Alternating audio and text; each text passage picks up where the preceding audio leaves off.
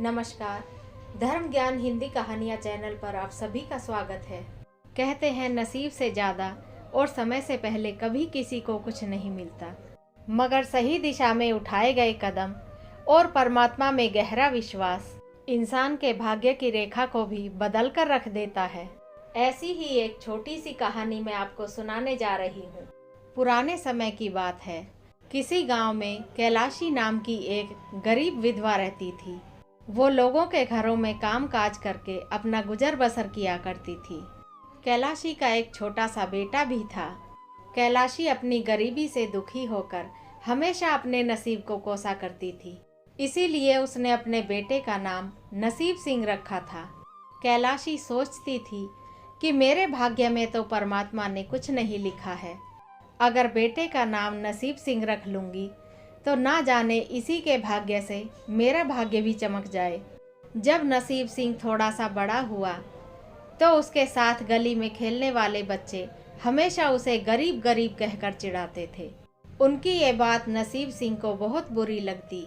वो रोता हुआ अपने घर को चला आता और घर पर आकर अपनी माँ से पूछता, माँ, हम इतने गरीब क्यों हैं? तब उसकी माँ कैलाशी उसे समझाती, क्या करें बेटा, भगवान ने हमारे नसीब में कुछ लिखा ही नहीं है, इसीलिए हम इतने गरीब हैं। मगर तुम चिंता मत करो, अगर भगवान चाहेंगे तो एक पल में हमारे नसीब को बदल देंगे। कैलाशी की बात सुनकर नसीब सिंह ने पूछा, माँ, ये भगवान कहाँ रहते हैं? मैं भगवान से मिलने जाऊँगा और उनसे कहूँगा कि वो हमारे भाग्य को बदलकर हमें अमीर बना दें। अपने बेटे के बार बार जिद करने पर कैलाशी ने यूं ही कह दिया कि भगवान तो जंगल में रहते हैं। नसीब सिंह को उसी दिन से भगवान से मिलने की लगन लग गई। जब कैलाशी लोगों के घरों में काम करने चली जाती, उसी समय नसीब सिंह जंगल में लकड़ियां बीनने जाया करता था। अपनी लकड़ियां इकट्ठी करने के बाद नसीब सिंह वहीं जंगल में एक पेड़ के नीचे हाथ जोड़कर बैठ जाता और भगवान को मिलने की इच्छा से ओम नमः शिवाय का जाप करता। ऐसा करते करते उसे कई महीने बीत गए। ऐसे ही एक दिन नसीब सिंह जब ओम नमः शिवाय का जाप कर रहा था, तब संयोगवश उसी रास्ते से भगवान विष्णु और माता लक्ष्मी जी गुजर रहे थे। नसीब सिंह को देखकर माता लक्ष्मी ने भगवान विष्णु से कहा, देखिए प्रभु, इस बियाबान जंगल में बैठा हुआ ये अबोध बालक कितनी श्रद्धा से भगवान भोलेनाथ का स्मरण कर रहा है।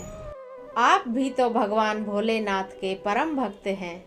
आप भी तो अपने आराध्य देव के भक्तों के कष्टों का निवारण कर सकते हैं।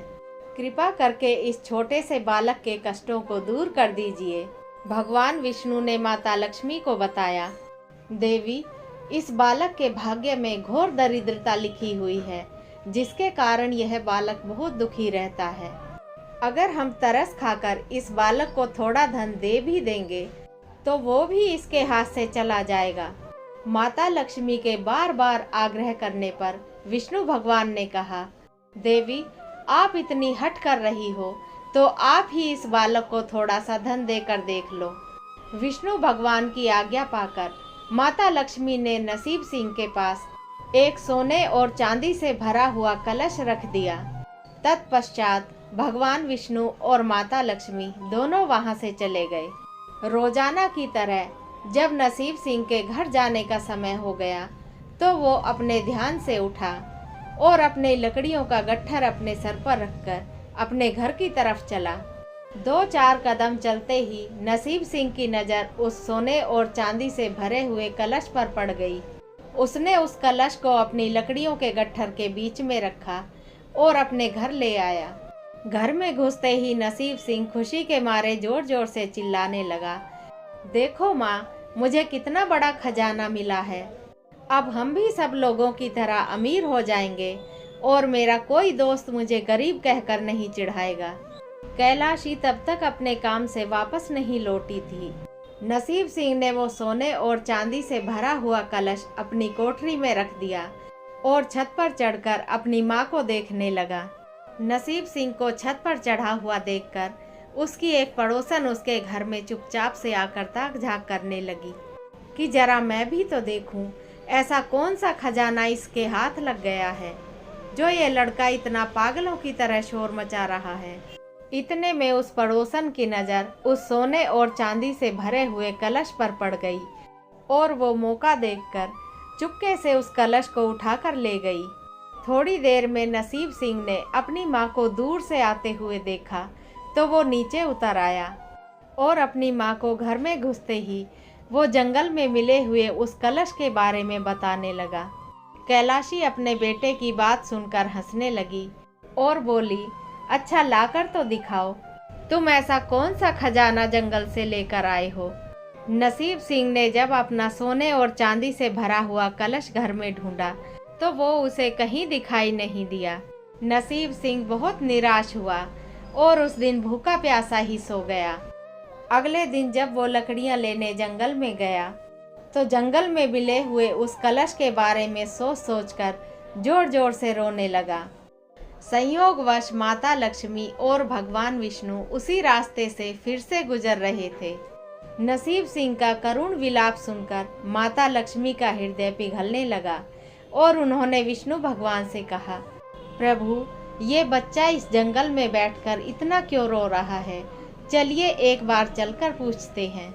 विष्णु भगवान ने माता लक्ष्मी से कहा, देवी मैंने तो आपको पहले ही बताया था कि इस बच्चे के भाग्य में घोर दरिद्रता लिखी हुई है। कल जो तुमने सोने और चांदी से भरा हुआ कलश इस बालक को दिया था, इसके दुर्भाग्य के कारण वो रत्नों से भरा हुआ कलश इसके घर से चोरी हो गया। इसी कारण से दुखी होकर ये बालक इतना रो रहा है। माता लक्ष्मी ने विष्णु भगवान से फिर से आग्रह किया, भगवान कृपा करके इस बालक को थोड़ा सा धन और दान दे दीजिए। माता लक्ष्मी के बार बार कहने पर विष्णु भगवान ने एक साधु का भेष बनाया और नसीब सिंह के पास आए और एक हीरे से जड़ी हुई अंगूठी उसे देकर बोले, तुम इस अंगूठी को बाजार में ले जाकर बेच देना, इसके बदले में तुम्हें बहुत सारा रुपया मिलेगा, जिससे तुम्हारी गरीबी दूर हो जाएगी। नसीब सिंह साधु की दी हुई उस अंगूठी को पाकर बहुत खुश हुआ और खोने के डर से उसने उस अंगूठी को अपने हाथ में पहन लिया। इसके बाद अपने लकड़ियों का गट्ठर उठाकर नसीब सिंह अपने घर को चल दिया। रास्ते में चलते चलते उसे जोर की प्यास लगाई।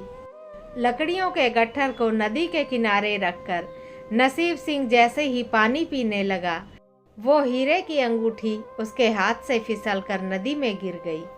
उसके बहुत ढूंढने पर भी जब वो अंगूठी नहीं मिली तो अपने लकड़ियों का गट्ठर उठाकर नसीब सिंह रोता हुआ वापस अपने घर को आ गया और घर पर आकर सारी कहानी अपनी माँ को बताई।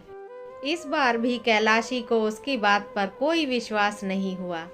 फिर भी उसने अपने बेटे का मन रखने के लिए कहा, बेटा तुम कुछ भी कर लो, अगर हमारे भाग्य में गरीबी लिखी हुई है तो हमें इस गरीबी में ही अपना जीवन व्यतीत करना पड़ेगा। नसीब सिंह अपनी माँ की बातें सुनकर और भी ज़्यादा मायूस हो गया। अगले दिन वो फिर से लकड़ियाँ लेने जंगल में गया और अपनी किस्मत को कोसकर फिर से जंगल में बैठकर रोने लगा। उसका रोना सुनकर लक्ष्मी जी ने एक बार फिर से विष्णु भगवान से कहा, भगवान ब्रह्मा जी सबका भाग्य लिखते हैं, आप ब्रह्मा जी से कहिए कि वो इस बच्चे के भाग्य में लिखी हुई दरिद्रता को मिटा दें। अब विष्णु भगवान और माता लक्ष्मी ब्रह्मलोक में पहुँचे और ब्रह्मा जी से नसीब सिंह के भाग्य को बदलने की बात कही।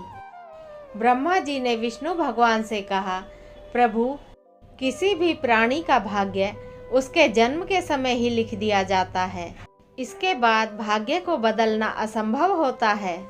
इस बालक के भाग्य में भी घोर दरिद्रता लिखी हुई है, जिसके कारण इस बालक को अपना सारा जीवन इसी प्रकार गरीब रहकर कष्टपूर्वक बिताना पड़ेगा। अर्थात मैं इस बालक के भाग्य को तो नहीं बदल सकता, किंतु इस बालक के कठोर परिश्रम और भक्ति भाव को देखकर इसकी थोड़ी सहायता जरूर कर सकता हूँ। इतना कहकर ब्रह्मा जी ने एक साधु का भेष बनाया और नसीब सिंह के पास आकर उसे एक हीरों का हार देकर बोले, बेटा तुम रोना बंद करो और ये हार ले जाओ।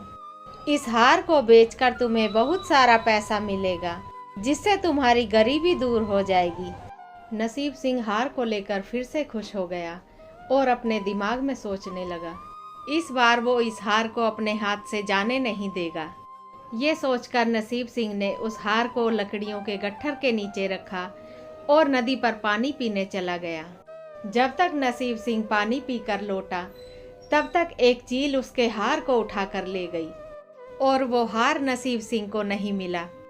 आखिर में हताश और निराश होकर नसीब सिंह उस दिन भी रोता हुआ अपने घर पहुंचा और घर जाकर अपनी माँ को सारी बात बताई।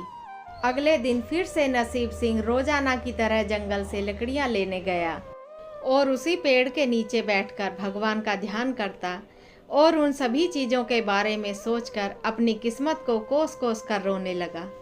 लक्ष्मी माता को फिर से उस दीनहीन बालक की हालत पर तरस आ गया और उन्होंने विष्णु भगवान से कहा, प्रभु, मुझसे इस बालक का रोना नहीं देखा जाता। आप कृपा करके इस बालक के कष्टों का अंत कीजिए। विष्णु भगवान ने माता लक्ष्मी से कहा, देवी, आपने स्वयं देखा है, हम इस बालक के कष्टों का निवारण करने के लिए इसे कई बार धन दे चुके हैं, मगर इस बालक के दुर्भाग्य के कारण वो सारा धन इसके हाथ से चला गया। हम केवल इस बालक को धन ही दे सकते हैं, इसके भाग्य को नहीं बदल सकते। माता लक्ष्मी ने दुखी होकर विष्णु भगवान से कहा, प्रभु, इस बालक के भाग्य को बदलने का कोई उपाय तो होगा।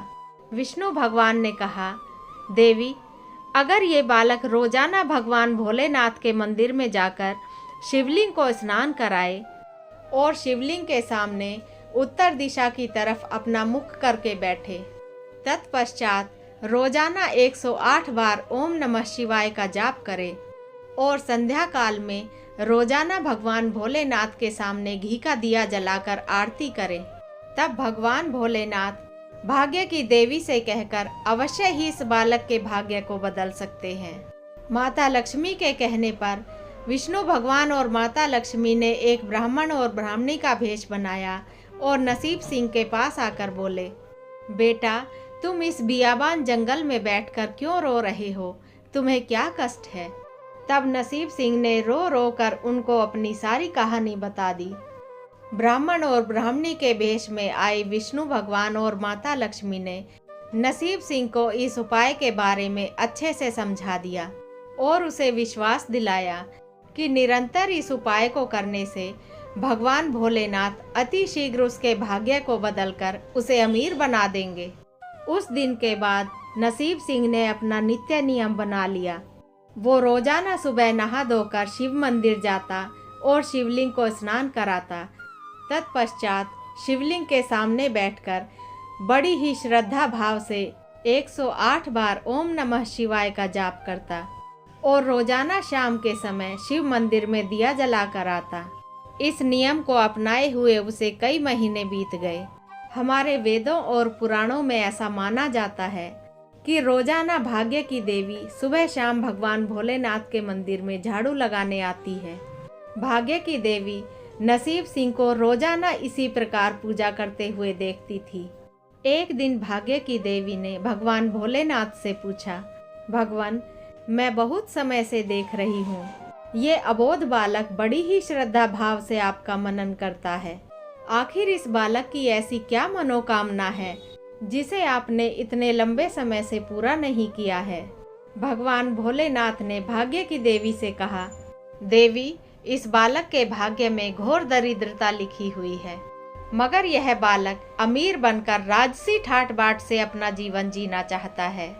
तुम भाग्य की देवी हो, जब तक तुम स्वयं प्रसन्न होकर इस बालक पर अपनी कृपा नहीं बरसाओगी, तब तक कोई भी देवी देवता इस बालक के भाग्य को नहीं बदल सकता। भगवान भोलेनाथ की बात सुनकर भाग्य की देवी को उस बालक पर तरस आ गया।